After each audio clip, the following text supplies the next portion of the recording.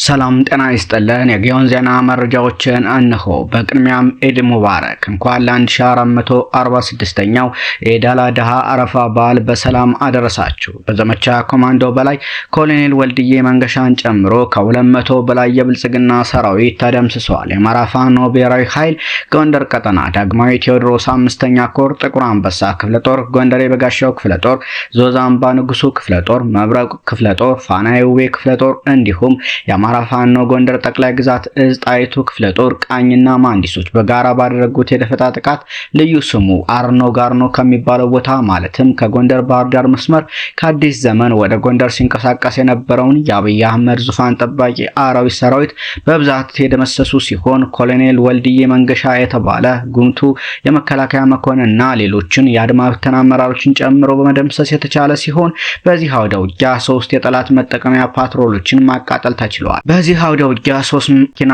አስከሬንና ቁስለኛ እየጎተተ ወደ መጣበት ተመልሰዋል። የተደመሰሰ አራዊት ሰራዊት ብዛትም 200 መሆኑ ተረጋግጧል። በዚህ ምት የተበሳጨው አራዊት ሰራዊቱ እንፍራስ ጤና ጣቢያ ባለሙያዎችን መከላከያ እኔን ነው የምታክሙ፣ አድማ ብተናው ደግሞ እኔን ነው የምታክሙ እያለ ሲደበድቧቸው ውሏል። አሁን ከመሸ መረጃ እንዳያወጡበት የጤና ባለሙያዎችን ስልክ እንደጠርነፈ ማረጋገጥ ተችሏል ሲል የአማራ ፋኖ ብሔራዊ ኃይል ጎንደር ቀጠና ዳግማዊ ቴዎድሮስ 5ኛ ኮር ገልጿል። በተያያዘም በጎጃም ቀጠና የአማራ ፋኖ ብሔራዊ ኃይል በጎጃም ቀጠና ባደረገው ተጋድሎ 1ኛ ክፍለ ጦር የጠላት ራዳር በፋኖ ከጥቅም ውጭ ሆኖ የሆነበት ውጊያ ታምር አስብሏል። ባህር ዳር ብርጌድ ግንቦት 27 2017 ዓ.ም ከሰዓት በኋላ ከ10 ሰዓት ተኩል እስከ 12 ሰዓት ድረስ ጥምር ጦር ነኝ ብሎ የሚጠራውን የአብይ አህመድ ግሳንግስ ሰራዊት ወገልሳ ቀጠና ነጭ ድንጋይ ተራራ ላይ ማለትም ከምዕራብ ዕዝ መኮድ ካምፕ 1 ኪሎ ሜትር ባህር ዳር ከተማ ከበላይ ዘለቀ ኤርፖርት 700 ሜትርና ከዚያ ባነሰ እንዲሁም ወገልሳ ዘጌ መገንጠያ ካለው የጠላት ራዳር 500 ሜትር በቅርበት ርቀት በመሆን ዘጌ መገንጠያ ላይ ለሁለት ዓመታት በተከታታይ በፍተሻ መልኩ ጠላት ህዝባችንን የሚያሰቃይበትን ኬላ በዲሽቃና በብሬን በመደብደብ 1 ሙትና 4 ቁስለኛ በማድረግ ኬላውን በማስለቀቅ የጠላት ኃይል እየደበደቡ ወደ ካምፕ አስሩጠው ካስገቡ በኋላ በረሃኞቹ አናብስቶቹ ሻለቃዎች ተከታትለውት የጠላት የገባበትን ካምፕና የሚመካበትን ራዳር በዲሽቃ በመደብደብ ከጥቅም ውጭ አድርገው በርካታ ቁሳዊ ኪሳራ ማድረስ ችለዋል። እንዲሁ ጃዊ መተከል 4ኛ ክፍለ ጦር በጃዊ ቀጠና ኩምበርና ጃሂማላ ላይ 2 ሳምንታት ያክል መሽጎ የቆየው የአብይ ወንበር አስጠባቂ ሰራዊት ቀጠናውን መልቀቁ ታውቋል። በቀን 27 2017 ዓ.ም በግንቦት ወር ከሌሊቱ 7 ሰዓት ጀምሮ በፍርሃት መንፈስ ጨለማን በመጠቀም የፋኖን ቅድመ ዝግጅት የተረዳው ጠላት እግሬ አውጭኝ በማለቱ ወደ ፈንድቃ ከተማ ፈርጥጧል። ጠላት በቀጠናው በቆይታው ወቅት ወደረሰበት ኪሳራ ለቆ እንዲወጣም ተገደዋል። ይህም ሲባል ጠላትን እረፍት በመንሳት በመነዝነዝ በየጊዜው ተንኮሳ በማድረግ ስቦ በማስከዳት እረፍት በመንሳት ተማሮ እንዲለቅ ሆኗል።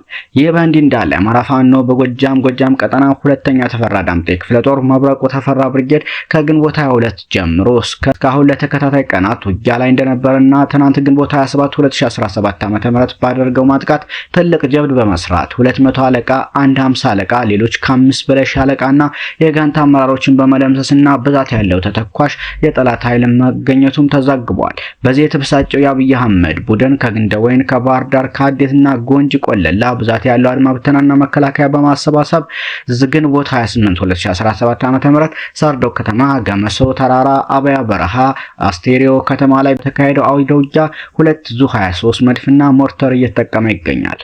በየቤት እየገባ የቤት ዕቃና ያገኘው ንብረት በሙሉ እየዘረፈ እያወደመ ይገኛል። ከጎንጂ ወደ ወለቄ በረሃ መድፍ መተኮስ እንስሳትን ገድሏል። በተያያዘም ጎንጂ ቆለላ ዮሐንስ አለማየሁ ብርጌድ ደጋንሳ ቀጠናና አበረ ደሙ ሻለቃ ኦርዲናንስ ግንባር ውጊያ አካሂደዋል። የብርሃኑ ጁላ ጦር ፋኖ በደፈጣ ለምሽግነት ይጠቀምበታል ብሎ በማሳብ አራጢ በረሃ የተባለውን ደን ጫካውን ነዳጅ በመርጨት በሳት እያቃጠለን ይገኛል ሲል ፋኖ አለሙ መለሰ ብርሃን የ2ኛ ተፈራ ዳምጤ ክፍለ ጦር ህዝብ ግንኙነት ገልጿል። በተያያዘም ጠላት መክራቱንና ፋኖን መቀላቀሉ ቀጥሏል። ከመከላከያ ወደ ፋኖ የተቀላቀለው አመራር 50 አለቃ እየታሰው ሽታይን የምዕራብ ዕዝ 5ኛ መካናይዝድ ቤምና መድፈኛ ኦፒ ኃላፊው ወደ አማራ ብሔራዊ ኃይል 1ኛ ክፍለ ጦር ሻለቃ አንሙት ያዛቸው ብርጌድ ተቀላቅሏል። እንዲሁ ጀብዱ እንደቀጠለ ነው። በቦክስ ከሚሊሻ መሳሪያ ማረከ ጀግና ወጣት አማኑ ገሌ መሸንቲ ላይ በቀን 27 2017 ዓ.ም ከምሽቱ 12 ሰዓት ላይ ፎጣ አልባሹ ግቡ እያለ ወጣቱን ሲደባደብ የነበረውን የአብይ አሽከር ሚሊሻ በቦክስ በመምታት ማይክ ክላሽ በመማረክ ወደ ጣናው መብረቅ ብርጌድ መቀላቀሉም ታውቋል። ሁሉም ወጣት እየታፈሰ ከመሄድ በሰቀቀም ከመኖር ነጻነታችን በክንዳችን እናረጋግጥ ሲል የወጣቱ መልእክቱን አስተላልፈዋል። ይህ በእንዲህ እንዳለ ህዝባዊ ደህንነቶች ተጠናክረው ቀጥለዋል። በአቸፈር፣ በሜጫ፣ በቋሪት በተደረገ ህዝባዊ መድረክ በየትኛውም መንገድ ለሚደረገው ትግል የሚከፈለው መስዋዕትነት ለመክፈልና ለማሸነፍ ከፋኖ ጋር እንሰለፋለን ሲሉም ገልጸዋል። ባህላችን፣ እምነታችን፣ እሴታችንና ማንነታችን እየተደፈረ ያለው የአብይ አህመድ ሰራዊት ሳንገረስስ አንመለስም ሲሉም አሰምተዋል። ትግሉ የፋኖ ሳይሆን የኛ ነው። ማንነታችን ለማጥፋት ቤታችን ድረስ የመጣን ኃይል በልኩ አናግረን እንመልሰዋለንም ብለዋል። ይህ በእንዲህ እንዳለ የአማራ ፋኖ ብሔራዊ ኃይል በወሎ ቀጠና ልጅ ኢያሱ ኮር በወርጌሳና በአካባቢው ባደረገው ተጋድሎ አንድ የመቶ አለቃ አዛዥን ጨምሮ በርካታ ዙፋን ጠባቂ ወታደሮች ሲገደሉ ከ17 በላይ የሚሆኑት ደግሞ በማቁሰል ታላቅ ድል ተጎናጽፈዋል። ግንቦት 28 2017 ዓ.ም ማለዳ ጀምሮ እስከ ረፋድ ድረስ ባለው በሰሜን ወሎ ዞን ሀብር ወረዳ በወርጌሳ ከተማና በከተማው ዙሪያ በሚገኙት ጋትራ ጊዮርጊስና ገንፎ ጨሬ በተባሉ አካባቢዎች በተደረገ ትንቅንቅ በጸረ አማራዊ ብልጽግና ቡድን ላይ ከባድ ሰብአዊና ቁሳዊ ውድመት ሲደርስ የወገን ኃይል ደግሞ ታላቅ ድል ተቀዳጅቷል። በውጊያው በአማራ ፋኖ ብሔራዊ ኃይል ወሎ ቀጠና በአርበኛ ሰለሞን አሊ በሚመራው ልጅ ኢያሱ ኮር ውስጥ የእጁ ክፍለ ጦር፣ ራስ አሊ ራምቦ ክፍለ ጦር ስር የሚገኙ ሻለቃዎች በጥምረት ተሳትፈዋል። በዚህ አውደ ውጊያ ከወደ ጠላት ኃይል የመቶ አለቃ ማዕረግ ያለው ወታደር አዛዥን ጨምሮ በርካታ ወታደሮች ሲገደሉ ከ17 በላይ የሚሆኑት ደግሞ መቁሰላቸው ለማረጋገጥ ተችሏል። በተጨማሪም በርካታ ቁጥር ያለው ክላሽንኮቭ መሳሪያና የቡድን መሳሪያ እንዲሁም የነፍስ ወከፍ መሳሪያ ተተኳሾች በእጃችን ገብተዋል። መዳረሻው ድልና ነጻነት የሆነው የአማራ ሕዝብ የህልውና ተጋድሎ ተጠናክሮ ይቀጥላል ሲል የአማራ ፋኖ ብሔራዊ ኃይል በወሎ ቀጠና ልጅ ኢያሱ ኮር ህዝብ ግንኙነት መምሪያ ገልጸዋል። ይህ በእንዲህ እንዳለ የአማራ ፋኖ በጎንደር ቀጠና የሜጀር ጀነራል ኡባንታ ባተ አንደኛ ኮር ጣና ገላውዲዮስ ክፍለ ጦር ያገዛዙ ሰራዊት ከአርብ ገበያ ወደ ደብረ ታቦር ለማለፍ ሲሞክር ገላውዲዮስ ላይ በአፈርናዋት ብርጌድ በተወሰደበት የደፈጣ ምት ቁሳዊና አካላዊ ጉዳት አስተናግዷል። በዚህ ደፈጣ ውጊያ ከፊት በአርበኛ ታደለ መሬና አርበኛ ብርሃን መሪነት ውጤታማ ስራ ሲከናወን ዙፋን ጠባቂው አብይ ሸኔ ወታደር ከፍተኛ ኪሳራ እንዲጎነጭ ተደርጓል።